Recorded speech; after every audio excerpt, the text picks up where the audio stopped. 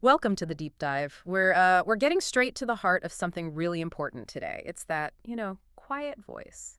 The one inside your head, self-talk. Mm-hmm. It's always there, isn't it? Kind of humming in the background. Exactly. And often we don't even really notice it. So our mission in this deep dive, we want to explore how this internal chat actually works, how it can, well, hold you back without you knowing. Or, importantly, how it can really push you forward. Right. And it's surprising how small shifts, tiny changes in how you talk to yourself can unlock real motivation.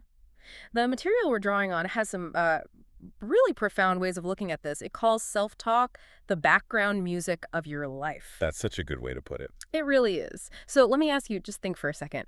How have you been speaking to yourself lately? Was it something like, okay, I'm doing my best here? Or maybe more like, ugh, I'm just not good enough. Yeah, that quiet voice, whether it's loud or just a whisper, it genuinely shapes how you feel, what you do, how you grow. It really does. And it's more than just a habit. It's described as a pattern of belief. Hmm. And if that background music you mentioned is constantly playing doubt or pressure or criticism, life just feels heavy. Yeah, even if things look okay on the surface. Exactly. But flip that. If the voice is calm, kind, encouraging, the world feels more peaceful, Hmm. even when things are tough. Okay, so let's tackle something here. A really common idea about motivation. It's kind of counterintuitive, what we found. Hmm. Well, a lot of us think that being hard on ourselves is what drives us forward. You know, that internal monologue. Oh, definitely. The I'm so lazy or I have no discipline, never finish anything. Right, and then the kicker, come on, you have to do better today. We think that toughness works. Yeah, but here's the thing. The really crucial insight from our sources, that harsh inner critic, it doesn't actually create real motivation.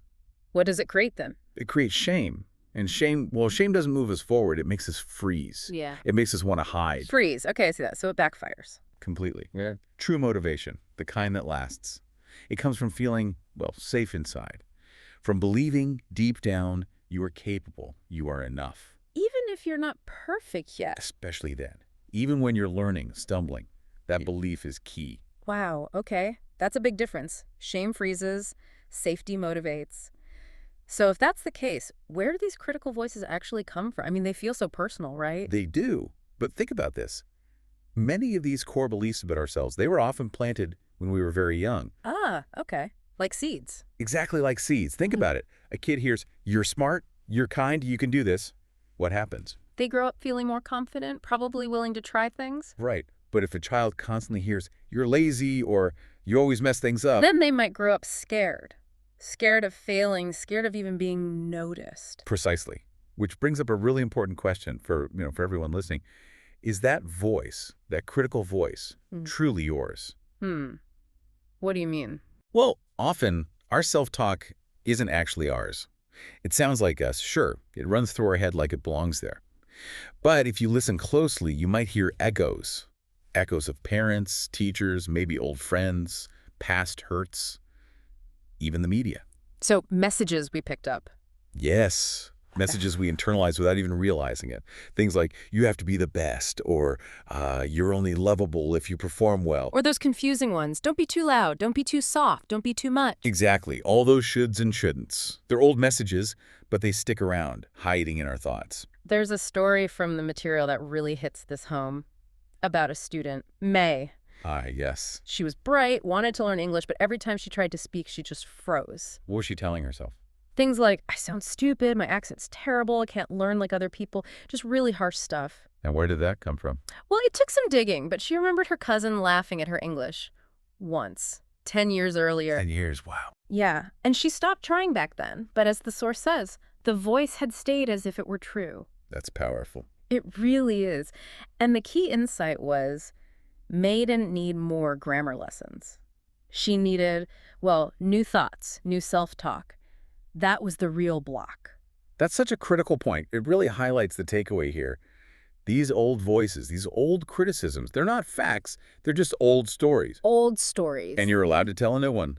You really are. You don't have to keep living by beliefs that aren't even yours or that don't serve you anymore. Okay, so if we recognize these are old stories, maybe not even ours, how do we actually start changing them, rewriting that internal script? It sounds daunting, and it's not about blaming ourselves for having them, right? Not at all. It's about becoming aware with gentleness. That's the key, gentleness. So the first step is actually pretty simple. It's just listening and noticing. Just listening. Yeah. Maybe try, just for a day, paying attention to your internal chatter. You could even jot some notes down. You might be surprised how often the critic pops up, even for tiny things. Yeah. Like you make a small mistake. What's the first thought? Is it, oh, knew it, I always fail. Right. Or could it be, okay, that's all right, I'm learning, everyone makes mistakes. See, that little shift, that tiny shift is huge. It's a difference between shutting down and keeping going. Exactly.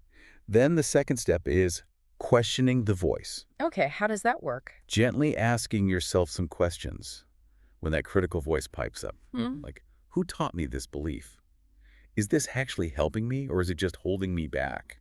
And maybe the most powerful one, would I ever say this to someone I love? Ooh, that's a good one. Because usually the answer is no, right? Almost always. And if the answer is no, well then maybe, just maybe, it's time to let that voice go. Which leads nicely into this idea of using honest, gentle, useful words with ourselves. There's this great exercise. Imagine your best friend is having a really rough day, feeling down. Would you walk up and say, wow, you're useless? Of course not. Never. You'd say something kind, supportive. It's okay. You had a hard day. You're doing great just by showing up. So the question becomes, why not speak that way to yourself? Right. Why reserve that kindness only for others? And the material gives some really practical examples of gentle self-talk phrases you can try. Yeah, they're really helpful. Like instead of, I'll never finish everything, I'm so behind, maybe try, I'll do one thing at a time, that's enough. Or if something doesn't work out, instead of I'm so stupid. Cry. That didn't go how I hoped, but I can try again. It feels completely different. It really does. Other examples. I don't have to rush. Simple, but powerful. One small step is still a step. I can figure this out instead of feeling overwhelmed. My effort matters even when no one sees it. That's a big one. This moment doesn't define me. Helps with perspective. And instead of, I'll never get this right, maybe. I'm still learning, and that's okay. Or if you're comparing yourself, instead of, I'm not as good as them. I'm growing in my own time. It allows for your own pace. And the real power here, as you start using these, it's in the repetition and consistency. Like building a muscle. Exactly. Words don't have to be loud to be powerful. They just have to be consistent. That's a key line. Just one kind sentence, repeated gently but often, can start to reshape how you see yourself. Your mind learns through that repetition. You're always listening. So kindness becomes a skill you practice. It is. Kindness is a skill, and your mind is always listening, ready to believe something better. Now, we hear be kind to yourself a lot, but sometimes it sounds a bit fluffy, like it means letting yourself off the hook for everything. Right, that's a common misunderstanding. But our deep dive really clarifies this. Being kind to yourself isn't about ignoring goals or avoiding challenges or just being passive. So what is it about? It's about treating yourself with honesty, gentleness, and belief, like you would treat someone you deeply care about. Honesty is still in there. Absolutely. There's a really moving story about this from Jennie, one of the people whose insights we studied. Oh, yeah. She talked about being exhausted, working late, and her inner voice was just brutal. Come on, Jennie, you should have done this earlier. Why are you always behind? Real criticism. Ouch. Many of us can relate. Right. But then later, she was encouraging a student, Hannah, who was super nervous about giving a presentation. And Jennie just naturally said, hey, it's okay. Mistakes are part of learning. I'm already proud of you just for trying. Ah, the contrast. Exactly. And it hit her like a ton of bricks. She thought, why? Why could I offer love so freely to others, but withhold it from me? That's a powerful moment of realization. It really is. And Yeah. connecting that back to you listening right now, remember, your inner voice becomes your inner world, and your inner world becomes your outer actions. What you say inside affects what you do outside. Precisely. You can still be honest with yourself. You can hold yourself accountable, but you can do it with the kind of honesty that builds, not breaks. Builds, not breaks. I like that. So instead of tearing yourself down, maybe it's, okay, I didn't do my best today, but I know I can do better tomorrow. Or, this didn't go how I hoped, but hey, I'm proud of myself for showing up anyway. Exactly. It's a subtle but profound difference in tone. And this really lands with another key insight. You are the only person on earth who hears every single thing you say to yourself. Think about that. Every single thing. Others see glimpses, hear occasional comments, but you have a constant stream, your own inner commentary, 24/7. That constant soundtrack. You can't not shape your beliefs and how you behave. Okay, so wrapping this up, bringing it all together, Hmm. the main message isn't about suddenly becoming perfect or having everything figured out. No, not at all.